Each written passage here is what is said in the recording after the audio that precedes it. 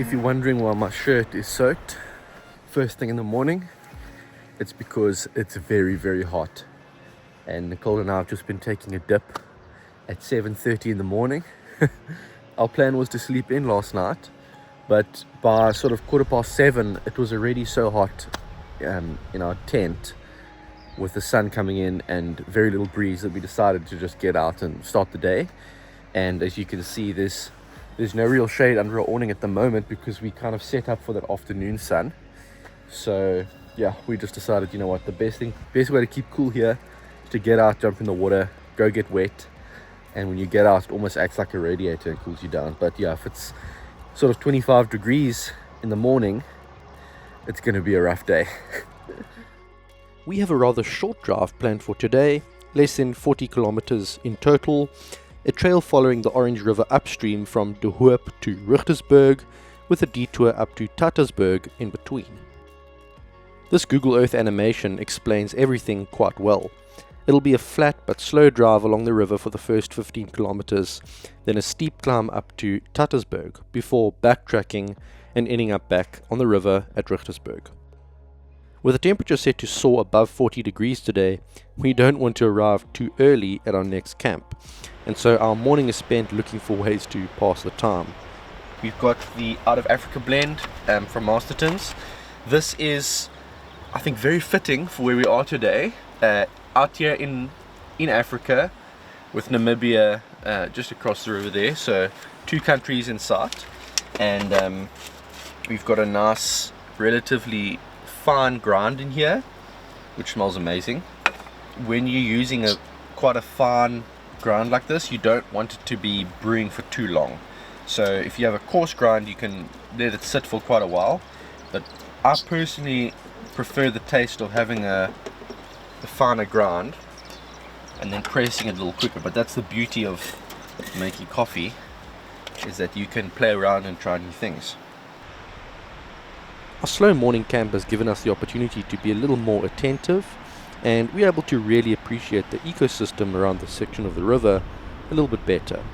We weren't sure what this was at first, but it looks like a leguan crossing from Namibia to South Africa to look for snacks. And that is a wild mad dabber trying to cool off. Right, well, our pack up has commenced. We're actually nearing midday, so we ended up being here a little bit longer than expected, but I think that's alright. Sunset's pretty late here on the western side of the country, so we definitely don't need to rush our drive. And we've left the awning till right at the end because it's basically too hot to stand on the open sand. It's cooking. So yeah, last few things go in the back. Awning will close up and we'll hit the road.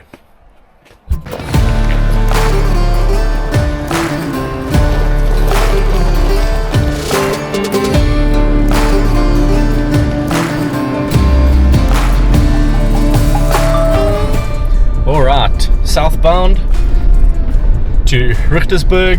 It's 37 degrees Celsius, and there's nothing better than climbing into an air-conditioned car when it's that hot. I can't imagine the torment of having an air conditioner fail in this weather like it did to us on our shakedown trip a few months ago. But thankfully today everything's good, and this road looks like it's going to be lots of fun. Lots of little bits of rock crawling. Apparently there's sections of soft sand, and the best part, we are next to the Orange River the whole way. So I think to keep it slow so that we don't get to camp too early when it's still too hot, we'll make it interesting, and we will stop whenever we see a glimpse of the Orange River, probably hop out, take a swim, and we've got some plans to do a little offshoot up to a viewpoint up a river valley if we get a chance as well.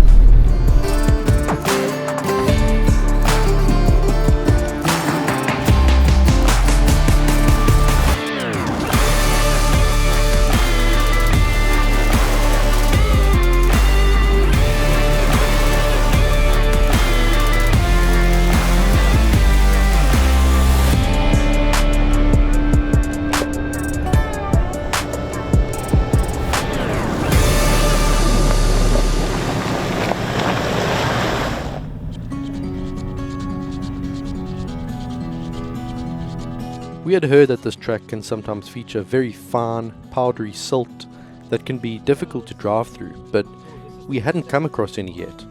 That was about to change though, as we suddenly found ourselves in the thick of things and have to keep the foot on the accelerator for a few hundred meters. This dust is so fine, it's like driving through talcum powder.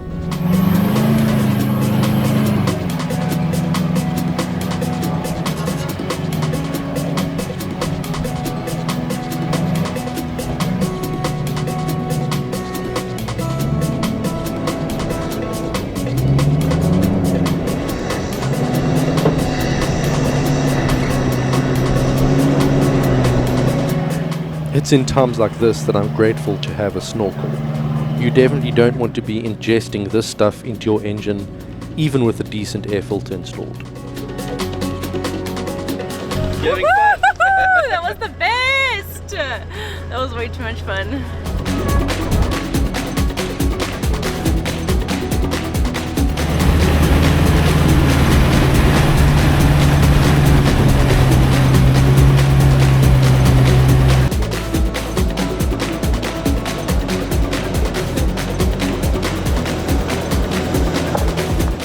So it's very, very obvious that when the river has flooded, it's actually come higher than where the road is, because you can see there's bushes on either side of us that have been flattened in the direction of the river flow.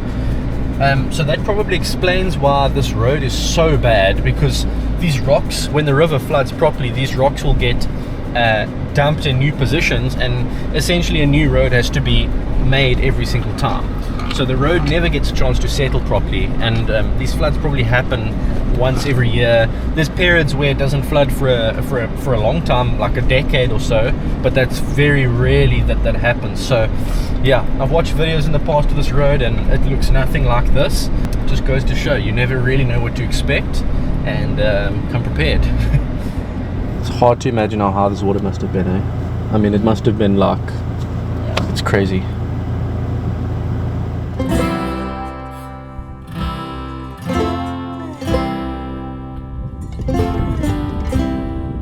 Welcome to Richtersberg. We're not actually setting up camp now. We're going to go on a little adventure this afternoon because it's still only 1:30. But we thought that this might be a great opportunity to check out the campsite and also to set up here for lunch. So morning's come out, and we're probably just going to reheat some of the butter chicken from last night. By reheat I mean just leave it in the sand for like 2 minutes. It'll probably be nice and hot, and then yeah, maybe have something cold to drink and hit the road again. There's nothing better with this breeze than just climbing in the water with your shirt and everything on, and then just letting it cool you down afterwards as the breeze blows over you. We are leaving our camp at Richtersberg at the moment and heading in an easterly direction towards Tatasberg, where there's actually like a road that goes in a cliff, so you'll see it marked out on my map. We'll go explore that, take it nice and slow, enjoy it for a few hours, and then head back to camp, and hopefully our campsite that we want to stay at is not taken. We pass the very isolated Tatasberg Wilderness Camp and leave the Orange River behind us as we make a right turn and begin heading up the sandy road to Tatasberg. I can already tell that I'm going to enjoy this drive. We're only like probably a few hundred meters in, and already the ground is nice and soft, so it's a little bit technical, and the mountains on either side are just closing in. So I think by the looks of things it's going to be a nice slow ascent. We're going to be gaining altitude all the way up this valley, and I think it opens up towards the end, and I think it's there's some cool stuff to see up there, so let's enjoy it. As with many of the trails in this area, this road, if you can call it that, is nothing more than a dry riverbed, with the sediment from the crumbling mountains creating a smooth path up the valley. It may not look like it, but we're actually gaining a lot of altitude as we drive here.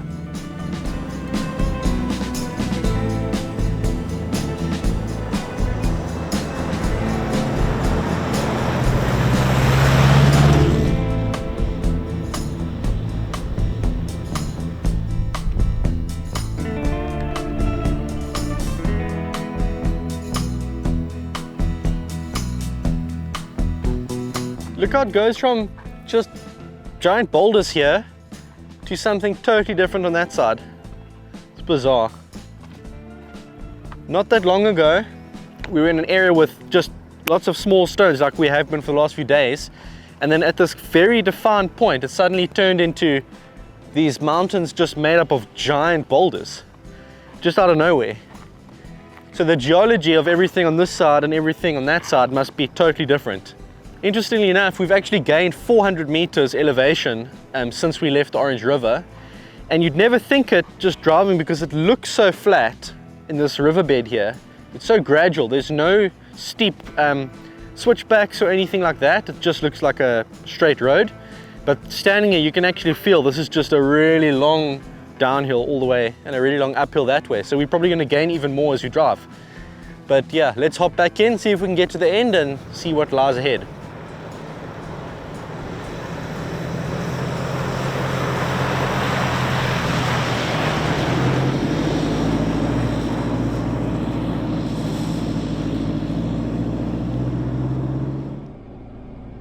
As we near the top, the valley widens and becomes a flat desert floor. It's a surreal experience to be able to look around and see towers of enormous boulders in almost every direction. However, what goes up must come down, and after driving around a bit, we eventually turn around and start the descent back towards the river. Without these dry riverbeds creating natural roads for us to drive around on, there's probably no way we'd be able to explore this unforgiving place. This Google Earth render, with our actual route traced out on Gaia GPS, gives us a great three-dimensional perspective of what our drive up to Tatasberg actually looked like. It's awesome to be able to see it like this.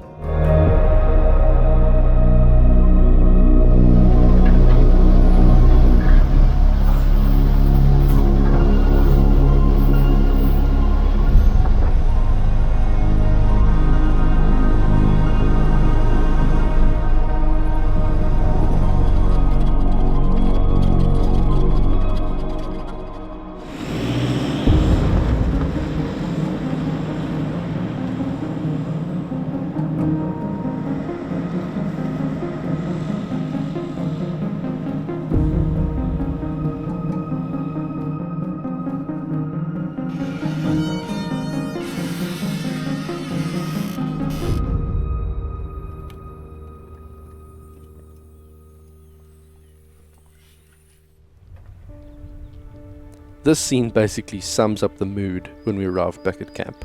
Sitting in the river with a nice cold beer, trying to find an escape from the heat. Reflecting on the last 5 days in the Richtersveld.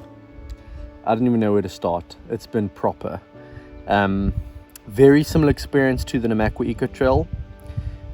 When we did the Namakwa Eco Trail a few years ago, we were so blown away. I think to this date, probably the best trip that we've ever done, and that's including the Grand Tour of Southern Africa, which was like 3 weeks through like a bunch of different countries, seeing amazing things and everything else. I mean, that was the cream of the crop. You don't get better than that, and I would highly recommend the Namakwa Eco Trail to anyone wanting to just experience South Africa in a different way. But that memory was so perfect that we almost decided, okay, let's not do the same thing again.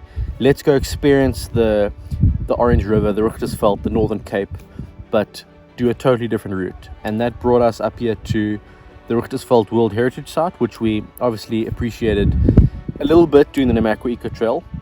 And then the Richtersveld National Park, which has also been great. I think what makes this place special is most national parks focus on animals. You think of the great parks of South Africa, you think of Kruger, you think of the Kalahari, and you go to these places to see amazing wildlife encounters. But this is more to do with the culture of the Nama people. So it's almost like a protection of a lifestyle that's happening here.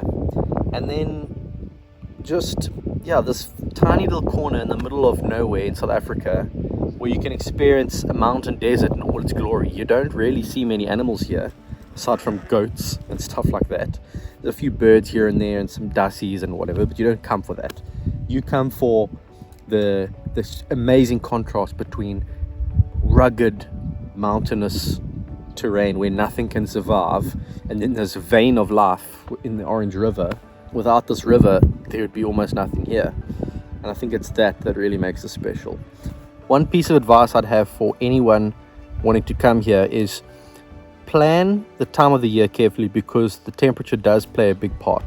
If you can come more in the winter, that's great, but you may end up finding more people here. And this place, I think, is experienced best when it's nice and empty like it is now. If you do come here when it's hot, try and find a balance between being at camp and driving. I think we hit a pretty good sweet spot, so you could use our schedule as like a route planner. But I think it's also very possible, because we're filming, we take a lot more time to drive. So let's say, for example, tomorrow we're going to Kook. We could have actually skipped this campsite and gone straight from De Hoop to Kook and spent more of the day driving to avoid the heat, which is an option, but then obviously we'd miss out on this amazing place. So yeah, there's a balance. You want to slow down and enjoy each place, but you also don't want to be sitting at camp all day cooking. So yeah, time of year is really important, but if you can't avoid crazy temperatures like this, then just plan everything accordingly.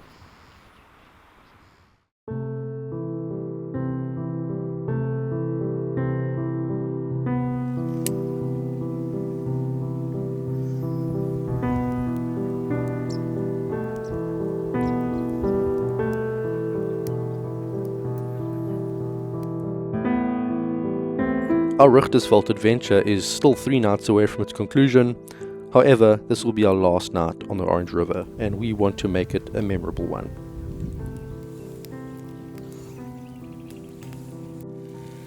Normally the warmth of the fire is something you look forward to at camp.